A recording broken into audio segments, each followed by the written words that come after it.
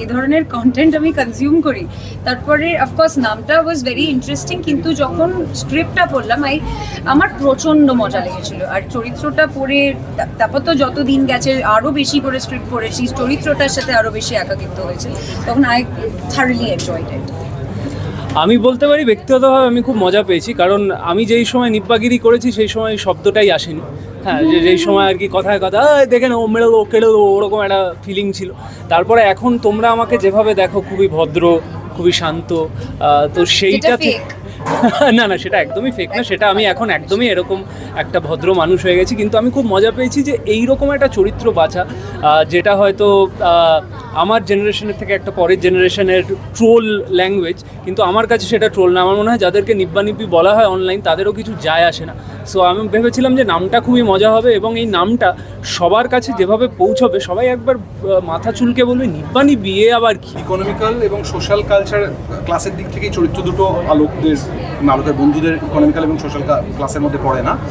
But আমার মনে হয় জেনারেশনকে যেভাবে প্রেজেন্ট করা হয়, নর্মালি কী হয়, যখন নতুন কিছু আসে আমরা সেটা নেগেটিভ দিকগুলো নিয়ে আগে কথা বলি। এই জেনারেশনের এই অরা ক্লিনজিং, ফান, এগুলো নিয়ে খুবই ইয়ার্কি ঝাট্টা হয়। বাট আমার মনে হয় এর পেছনে আরও অনেকগুলো দিক আছে এই জেনারেশনের, যেগুলো সামনে আসা দরকার। সুতরাং ওয়াই নট, যদি ক্লিন করতেই হয় তাহলে যেটা নিয়ে সবথেকে বেশি ট্রোল হয় সেটা দিয়ে ক্লিনটা শুরু হোক। এবং nibba nibbi needed relatable to this time 2026। আমি চেষ্টা করেছি আমার সিনেমায় সবসময় বর্তমান সময়কে রিফ্লেক্ট করাতে। চেষ্টা করেছি যে যাতে এই সময়টা ধরা থাকে, যাতে ভবিষ্যতে যারা দেখবেন তারা যেন এই সময়টাকে চিনতে পারেন। তো নিব্বানিব্বি এই সময়ের প্রেমিক প্রেমিকা যারা এই ঝগড়া করছে, আবার এই মিটিয়ে নিচ্ছে, আবার ঝগড়া করছে, আবার মিটিয়ে নিচ্ছে, তাদেরকে রিফ্লেক্ট করানোর জন্য সবথেকে এক নাম ছিল বলে আমার মনে হয়। ছোটোবেলায় আমার এক প্রাক্তন প্রেমিকারও আমাকে ছেড়ে দিয়েছিল, ব্রেকআপ করেছিল বলে আমি একবার পুজোতে খুব রাত্রিবেলা গিয়ে ওর বাড়ির জানলায়, কাঁচের জানলা ছিল, ঢিল মেরে ভেঙে দিয়েছিলাম। তো দ্যাটস দ্য ওয়ার্স্ট পার্ট। আমি খুবই লজ্জিত সেই কাজটাতে। I think best part is যে মানে ওই যে প্রেমের মধ্যে যেই পাগলামোটা, সেটা আমিও কিছুটা করেছি, এখনও হয়তো করি। তো ওইটা আমার মনে হয় best part about being a nibba. আমার প্রচুর আছে। আমার মনে হয় যে when I was dating once, তখন আমি সারাটা রাত ঝামেলা হয়েছে। হ্যাঁ, পরের দিন আমাদের দার্জিলিং যাওয়ার কথা, এবং আমি বলে দিয়েছি যে এটা হবে না, তোর মুখ দেখতে চাই না কোনোদিন, আর হবেই না। আমি ব্লক টক করে দিয়েছি, সব পুরো ব্লকড। হ্যাঁ, তারপরেও আমি এয়ারপোর্টে ফার্স্ট পৌঁছেছি, তারপর and we both didn't know ও কারেক্ট নিপা ছিল, আমিও জানি না ও আসছে কিনা, আর আমি ওকে বলিও নি because we were block. But then ওই ঝামেলা করতে করতেই তাও দার্জিলিংয়ে গেছি, গিয়ে তারপর ছবিও তুলেছি, ফিরেও এসেছি, কিন্তু পুরোটা টাইম ঝগড়াও করেছি। It was very toxic. I think The nation wants to know who. Nobody wants to know. Only you want to know. I You know. want the nation to want to know. একটা কিছু categorise করবো যে ওর pregnant, তার মানে সবাই pregnant হলে এই সিচুয়েশনের মধ্যে দিয়ে যায়। আচ্ছা, ওর অমুক হয়েছে, তার মানে ও এটার মধ্যে দিয়ে যায়। আচ্ছা, ও মেয়ে, তাহলে বাড়িতে রান্নার লোক না এলে ওকেই রান্না করতে হবে। আচ্ছা, ও ছেলে, তাহলে তো ওর এটা বেলা অব্দি ঘুমানোর অধিকার আছে। এই যে ডিসক্রিমিনেশনটা ছোটো ছোটো, এবং সেটাকে আমরা কখনো আদরে, কখনো স্নেহ, আমার ছেলে বেলা অব্দি ঘুমোয়, কি আমার স্বামী ওটা করে, কি আমার বয়ফ্রেন্ড তো প্রচণ্ড মাথা গরম, একটু চড়থাপড়া মেরেই দেয়। এই যে জেনারেলাইজ করে দেওয়া যে কোনো রকম মেল গেজকে, সেটার বিরুদ্ধে এই ছবিটা কথা বলে। এবং যে কারণে সৌর সেনের চরিত্রটাকে প্রেগনেন্ট করার এটাই কারণ যে প্রেগনেন্সি কোনো ট্যাবু নয়। প্রেগনেন্সি, মেয়েরা একটা মেয়ে জন্ম দিচ্ছে মানে তার সেটা এম্পাওয়ারমেন্ট, সেটা তাকে বন্দুক চালানো থেকে আটকাতে পারে না।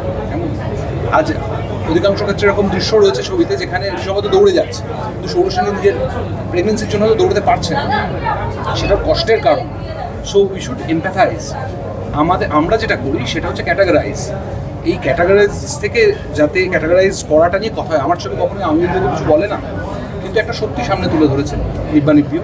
সেই সত্যিটা হচ্ছে একটাই, এই যে সেক্সিস্ট সোসাইটিতে আমরা বাস করি, যেখানে কে কীরকম ব্লাউজ পরবে তাই নিয়ে কথা হয় সোশ্যাল মিডিয়ায়, কে শাড়ির আঁচল কোথায় রাখবে তাই নিয়ে কথা হয় সোশ্যাল মিডিয়ায়। তো সেইটা নিয়ে যাতে কথা বলা বন্ধ হয়, এবং কে শাড়ির আঁচল কোথায় রাখবে, কে কীরকম ব্লাউজ পরবে, সেটা সেই ঠিক করবে, কোনো বাইরের লোক নয়। আমি খুব ওল্ড স্কুল, আমি ভীষণ বয়ে যাই। আমি ভীষণ ওল্ড স্কুল।